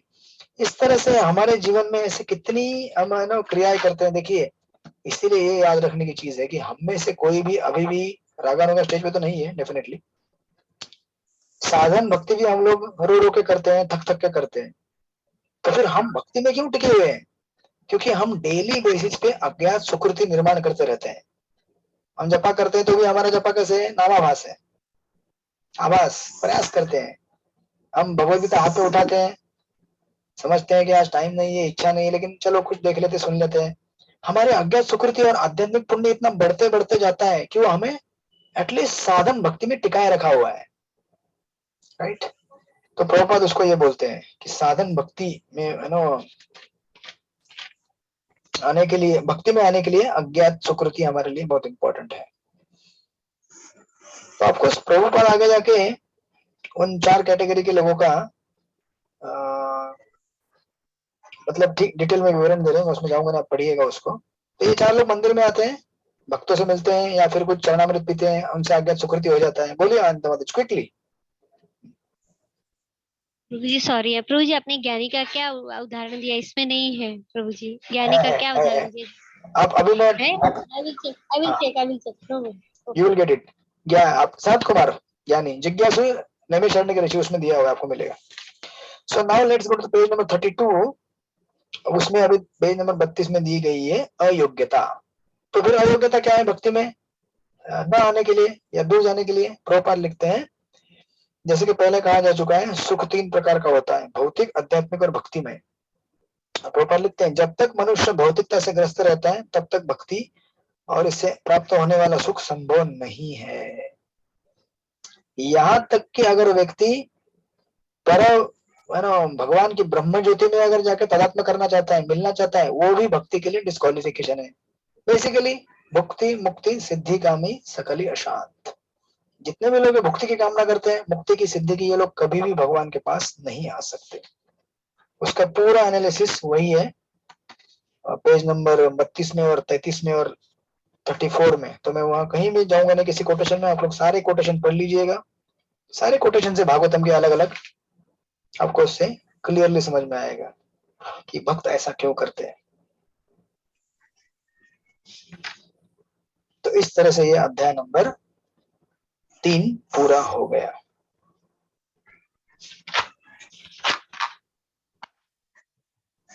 तो आपके पास है 10 minute, do you have 10 minutes? तो अध्याय नंबर 4 भी पूरा हो जाएगा। Yes, okay, thank you so much. जिन बाकी लोगों को गुस्सा आ रहा है कि ये 4-5 भक्त हमको खींच के लेके जा रहे हैं आगे, तो आप लोग अपना प्रसाद ग्रहण कर सकते हैं। वीडियो ऑन करके करेंगे तो चलेगा, ऑफ करेंगे तो भी चलेगा। बने रहिए थोड़ा, 10 मिनट में चैप्टर भी पूरा हो जाएगा चौथा। इस चैप्टर में मैंने एक भी पॉइंट नहीं डॉट किया क्योंकि सारा पॉइंट चैप्टर का टाइटल ही है।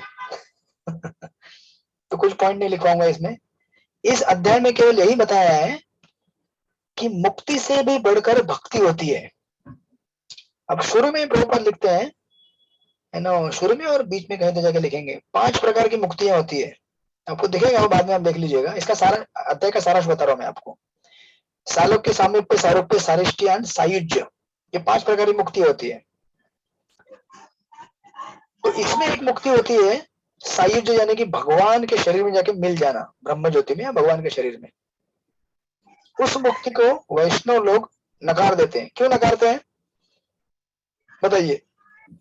क्यों नहीं लेते सायुज्य मुक्ति को वैष्णव भक्त? सेवा प्रभु जी, सेवा नहीं होती है। सेवा सेवा के कारण भगवान जैसा हो वैष्णव का जाए। काम सेवा भगवान से की एक सेवा खुश है। करना है, इसकी वजह से। सेवा से एक खुश है वो।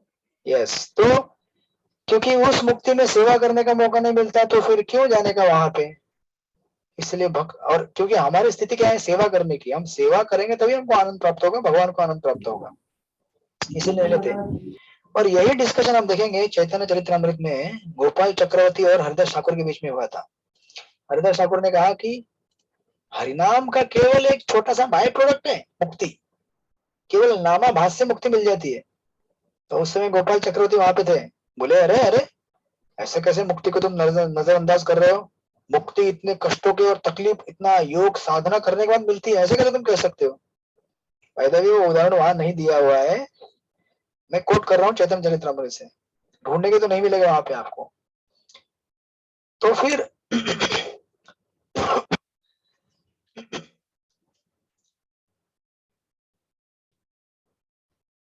आपको इसमें बहुत सारे कोटेशन मिलेंगे ना, भागवत से मिलेंगे, सीसी से नहीं मिलेंगे। क्यों? क्योंकि रूप गोस्वामी के टाइम में सीसी नहीं लिखा हुआ था। रूप गोस्वामी के टाइम में भागवतम था, तो कोटेशन सारे भागवतम के आएंगे वहां पे। आप प्रभुपाद कहीं देंगे तो सीसी का कोटेशन आएगा कहीं कहीं, but most of the quotations are from Shrimad Bhagavatam, क्योंकि वो हमारे आचार्यों ने दिए हुए हमको पुराणों से अलग अलग, उपनिषदों से। तो फिर गोपाल चक्रवर्ती ने जब ये कहा तो फिर राजा ठाकुर बोले नहीं ऐसा नहीं है। तो गोपाल चक्रवर्ती गुस्सा हो गए, बोले अरे तुम शूद्र हो कि तुम ऐसा ब्राह्मण के ऊपर तुम बात करोगे? तुम्हारा अगर ये ऐसा कथन सिद्ध नहीं है, सत्य नहीं है, तो तुम्हारा नाक गल जाएगा 2 दिन के अंदर। फिर नाक किसका गल जाता है? गोपाल चक्रवर्ती का नाक 2 दिन में गल जाता है। जिस नाक से उतना घमंड था ना उसको, बोलते ना नाक ऊंचा करके चलना। नाक ऊंचा करके चलते हैं ना आप लोग? नहीं, नाक नीचे करके चलते हैं क्या? नहीं ना, शान से हमारा नाक ऊंचा रहे सदा। और ब्राह्मण, उसका तो नाक हमेशा ऊंचा ही रहता है, लेकिन बेचारे का गल गया। क्यों? क्योंकि वैष्णव का अपराध किया उसने। और यह भी सिद्ध हो गया कि मुक्ति से इम्पोर्टेंट क्या है? भक्ति, क्योंकि मुक्ति उसकी प्रथम अवस्था है भक्ति प्राप्त होने की। जैसे मैंने पहले भी कहा था, मलेरिया से आप ठीक हो जाएंगे, इसका लक्षण क्या है कि आप केवल बीमारी से दूर नहीं हुए, लेकिन आपके अंदर शरीर में शक्ति भी आ गया, आप ऑफिस भी जाना चालू कर दिए, खाना पीना चालू कर दिए, घूमना चालू कर दिए, यानी कि सेवा में लग गए भक्ति की। इसको कहते हैं कंप्लीट परफेक्शन ऑफ मुक्ति। तो यहाँ पे जितने भी कोटेशन दिए गए हैं, उन कोटेशन में प्रभुपाद एक चीज को देते हैं, बताते हैं कि हमें ये इतना ध्यान देना जरूरी है कि सारे फिलोसॉफीज में, इंडिया में जितने भी सारे फिलोसॉफीज है ना भक्ति के, कोई कर्म कांड कहता है, कोई ज्ञान कांड के ऊपर है, कोई अष्टांग योग, उसमें भक्ति भी कुछ लोग बताते हैं। इन सारे इसमें भक्ति की इतनी महत्ता है कि रूप गोस्वामी ने एक पूरा चैप्टर डेडिकेट कर दिया सिर्फ ये एक लाइन बताने के लिए कि मुक्ति से बढ़कर भक्ति है। समझ रहे आप इसका इंपॉर्टेंस?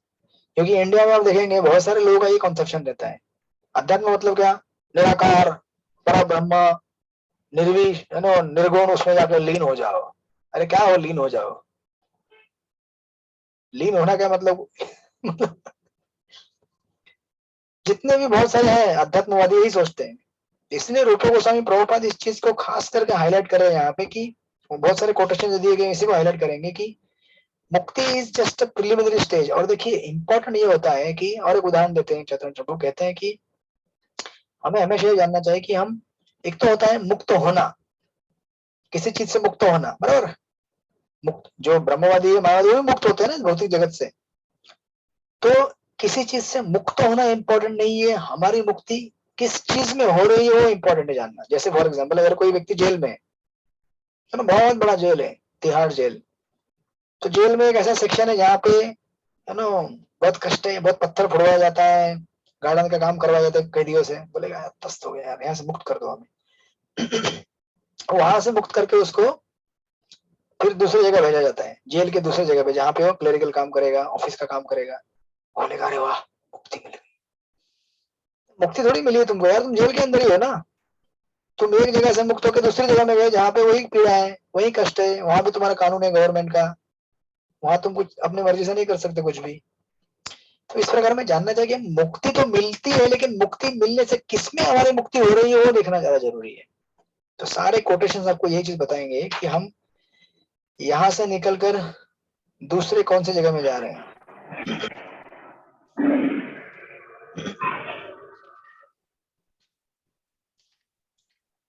सुंदर सुंदर कोटेशन है भागवतम के बीच में, इसका भी कोटेशन है पद्म पुराण में। ये पेज नंबर 39 में आप जाएंगे अगर, कि किसने ट्रेन चालू कर दिया। मुक्ति आपको मिलेगी 5 मिनट में, 2 मिनट में मिल जाएगी। पेज नंबर 39 में देखिए, फर्स्ट सेकंड थर्ड पैराग्राफ में लिख रहे हैं, इसी प्रकार पद्म पुराण में भी कार्तिक मास अक्टूबर नवंबर में किए जाने वाले अनुष्ठान के प्रसंग में कथन है। तो पूरा दामोदर लीला वहां पे दिया गया है, लिख रहे हैं वहां पे। और प्रभुपाद उसका कंक्लूजन करते हैं, पेज नंबर 40 में अगर आप जाएंगे,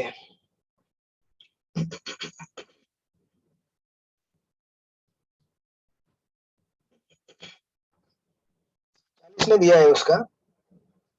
प्रभुपाद लिखते हैं कि एकदम शुरू में देखिए, फर्स्ट सेकंड थर्ड लाइन, इस तरह, फर्स्ट लाइन से देखिए, इस तरह भगवान अपने भक्तों को उनके द्वारा चाही गई वस्तु को भी दे सकते हैं। तो भी भक्त यही प्रार्थना करता है, मैं आपसे मुक्ति या मुक्ति लाभ तक किसी भौतिक सुविधा की याचना नहीं करता, मुझे तो आपकी इतनी कृपा ही चाहिए कि मैं सदैव आपके इस दामोदर स्वरूप का चिंतन करता रहूं, जिसका दर्शन मुझे इस समय हो रहा है, जो कि आपको अभी अगले आने वाले 4 दिन के बाद होगा, 20 तारीख से।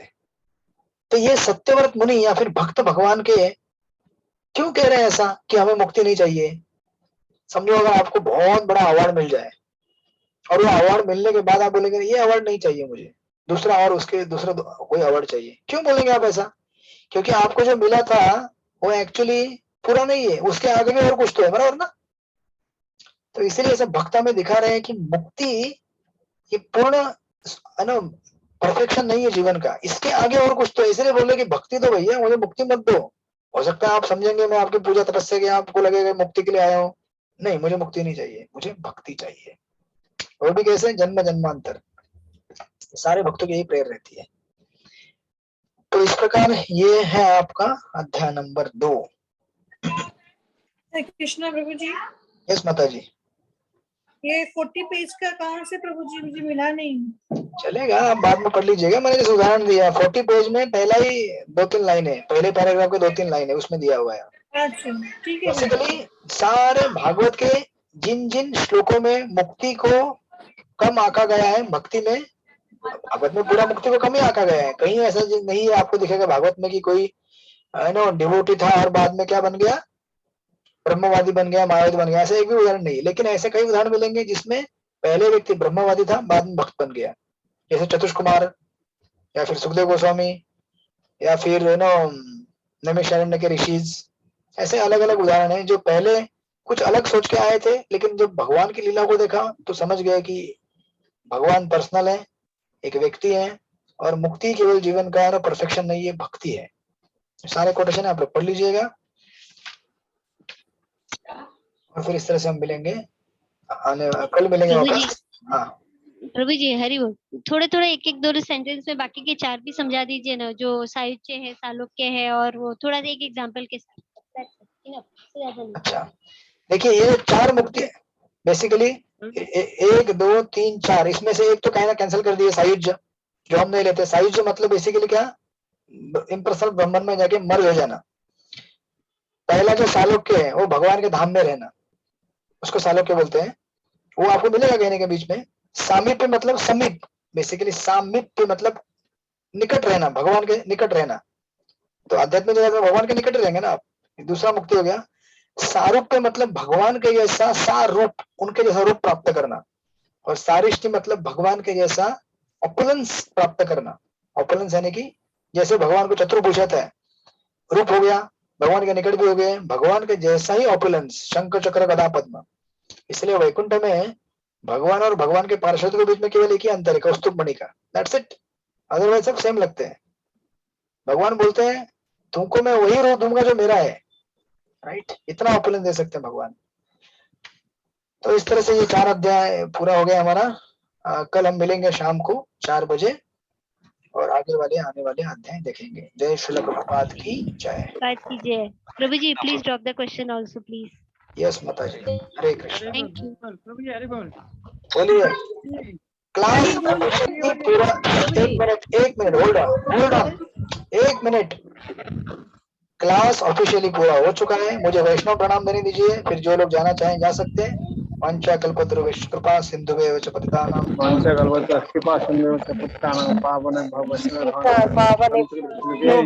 वृंद की जय, श्री प्रभुपाद की जय, रसामृत सिंधु की जय। ठीक है, अभी ऑफिशियली क्लास पूरा हो गया। जिसको प्रसाद लेना जाना चाहिए। किसी का कोई प्रश्न है बोलिए। प्रभु जी मेरा एक बार में एक अनार बोल दो, बोलिए। प्रभु जी मेरा प्रश्न है, मेरा क्वेश्चन भी इसके साथ में भेज रहे हो और थोड़ा इसमें फास्ट ज्यादा मेरे को लग रहा है, एकदम फास्ट मतलब मूवमेंट हो रहा है। कुछ फास्ट नहीं हो रहा है, अगर चलेगा तो क्या प्रॉब्लम? कुछ भी फास्ट नहीं हो रहा है, सबको समझ में आ रहा है बराबर। ये इतना सुनिए, 1 मिनट होल्ड ऑन। अगर मैं इतने सारे पैराग्राफ पढ़ते रहूंगा तो आपका भक्ति रसायन सिंधु जनवरी में पूरा होगा। ये सारे कोटेशंस भागवतम के आप पढ़िए ना, उसको मैंने आपको उसका तात्पर्य बता रहा हूँ। ये सारे कोटेशन क्यों दिए जा रहे हैं आपको। क्लास अगर वापस रिपीट रिकॉर्डिंग सुनेंगे तो और समझ में नहीं, समझ में आ जाएगा। लेकिन आई होप क्लियर होते हैं। छोटे अध्याय हैं। बोलिए आनंद राम पटेल को। भगवद गीता। हेलो हरि बोल। प्रभु जी मेरा प्रश्न पूरा नहीं हुआ। पूरा करो।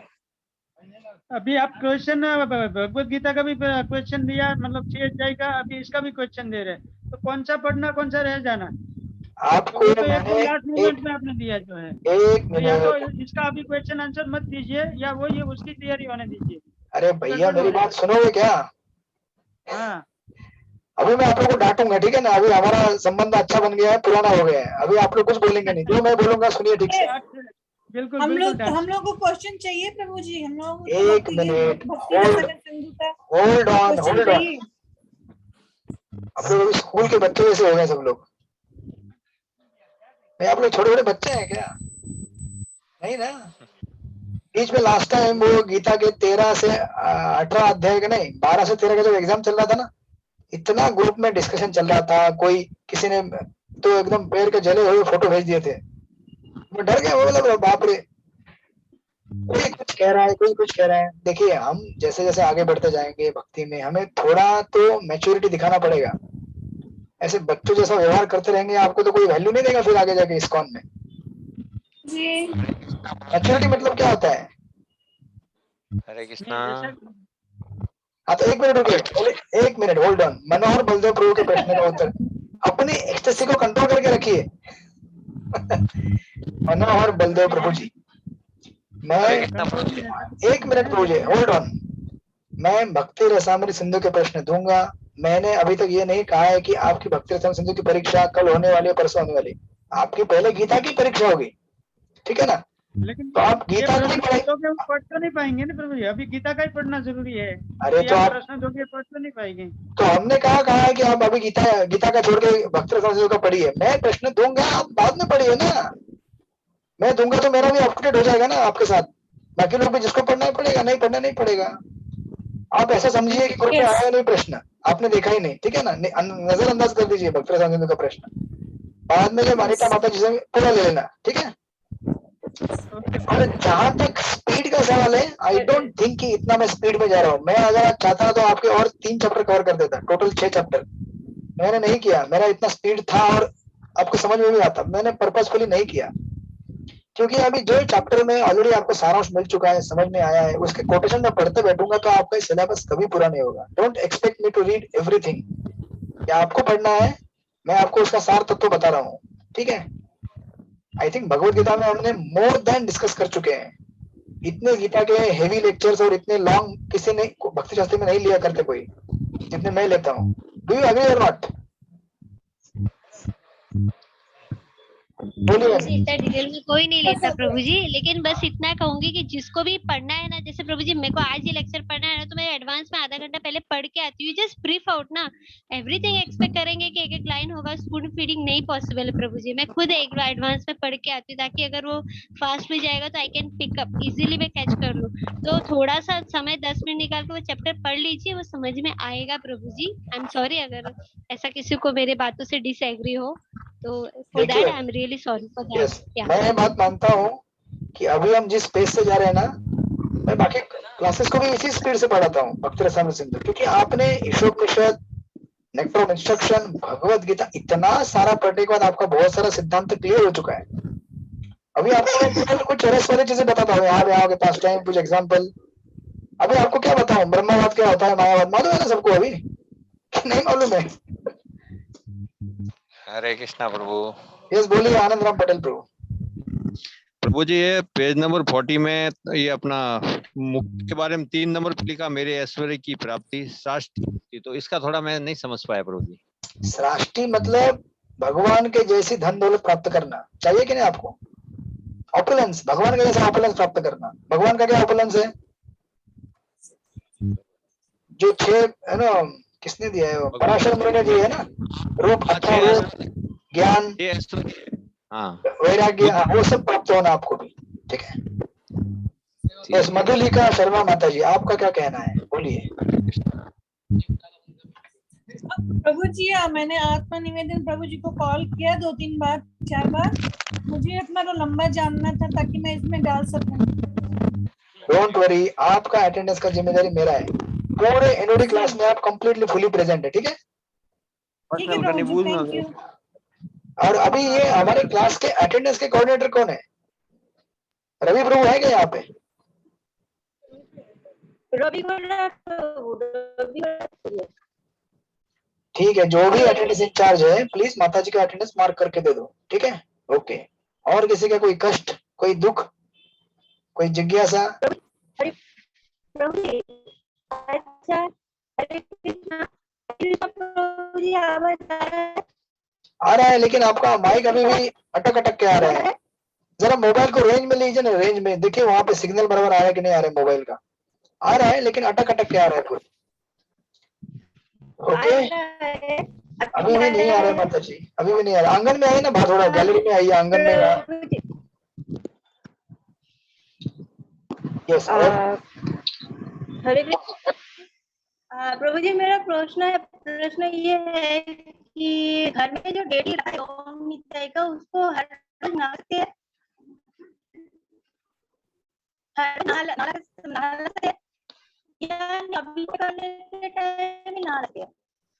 अच्छा एक मिनट आप पॉज कीजिए, अभी मैं आपका प्रश्न रिपीट करता हूँ अगर मुझे समझ में आया तो। गवर्नमेंट टीचर्स को रोज नहलाते हैं क्या, ये प्रश्न है ना? अगर है तो ऐसा कीजिए, अगर वही प्रश्न है तो सही है। तो अब यही पूछ रहे हैं ना कि रोज नहलाते क्या गवर्नमेंट टीचर्स को, यही पूछ रहे हैं ना? प्रभु जी, मैं पूछ रही हूँ कि घर में जो डेटीज है ना, उसको हर रोज पानी से नहलाना चाहिए, मतलब हर रोज अभिषेक करना चाहिए, जैसे हम लोग पानी गंगा जल की पानी में करते हैं, ऐसा करना चाहिए क्या? खाली अभिषेक के टाइम, जैसे जन्माष्टमी, राधाष्टमी, इसी टाइम अभिषेक करना है? ठीक है, बताता हूँ आपको, बताता हूँ, आंसर बताता हूँ। देखिए मंदिर में भी यहाँ पे डिटीज हैं, जो विजय मूर्ति रहते हैं ना, उत्सव विजय मूर्ति, जैसे हमारे यहाँ पे राधा गोपी जन वल्लभ के हैं। आपके इधर कौन सा है, क्या नाम है आपके उत्सव मूर्ति का, क्या नाम है? अच्छा ठीक है, हाँ ठीक है। तो हमें क्या होता है, देखिए, हाँ मंदिर में, यहाँ मंदिर में उनका रोज उनको नहलाते हैं। किससे? अभिषेक नहीं करते, नहलाते हैं, मतलब पानी से और चंदन से घिस के उनको साफ करके कपड़ा पहनाते हैं। लेकिन गृहस्थों के लिए घर में ये रोज संभव नहीं होगा, या होगा तो अच्छी बात है, नहीं होगा तो आप हफ्ते में एक बार, एकादशी के दिन में, 15 दिन में एक बार, नहीं हुआ तो महीने में एक बार, ये तो आप, ये इतना आपको अलाउ किया गया है, नो प्रॉब्लम। और फिर रोज का साफ सफाई तो करना ही है। अगर आपको एकदम ऐसा लग रहा है कि मैंने भगवान को नहीं नहाया, भगवान ऐसे ही बैठे हुए हैं, तो कपड़ा गीला कीजिए, थोड़ा सा कपड़ा, और उससे भगवान का मुंह भी पोंछ दीजिए, हाथ वगैरह पोंछ दीजिए, हो जाएगा। या फिर आपको अगर रोज कपड़ा चेंज करना है तो केवल यहाँ पे हमारे गोपीनाथ के डीटी को, बड़े बड़े डीटीज को ऐसे ही किया जाता है, कपड़ा पानी में भिगा के उसको थोड़ा सा गीला करके पोंछते हैं पूरा डीटीज को, टॉवल से पोंछ के फिर कपड़ा पहनाते हैं, वो भी कर सकते हैं। आपको हर कोई सुविधा भगवान दे रहे हैं। भगवान ये नहीं बोलते कि रोज मुझे गर्म पानी चंदन से नहला के दे दो, अभिषेक करो, नहीं, जरूरत नहीं है। भगवान चाहते हैं बस आप उनको घर में लेके आए और फिर उनके साथ आप जीवन व्यापन करें, बराबर ना? उनको अपना लाइफ पार्टनर बनाए। ऐसे तो लाइफ पार्टनर आपके है ही है, लेकिन भगवान असली हमारे लाइफ पार्टनर है सबके। तो ठीक है, फिर मिलते हैं कल शाम को 4 बजे। हरे कृष्णा। हरे कृष्णा। जिसको समझ में नहीं आएगा थोड़ा रिकॉर्ड सुन लीजिएगा, आपको समझ में आएगा। हरे थैंक कृष्णा। यू प्रभु जी, धन्यवाद, प्रणाम, thank you so much. Hare Hare Krishna. हरे कृष्णा भाई, धन्यवाद, प्रणाम, हरे कृष्णा। अच्छा ठीक है, हरे कृष्णा। मनोहर बोलते प्रभु चले गए क्या? मनोहर बोलते प्रभु चले गए, गुस्सा होगा लगता है आज। ठीक है, हरे कृष्णा। आप उनको समझा दीजिएगा, हरि बोल। हरे कृष्ण।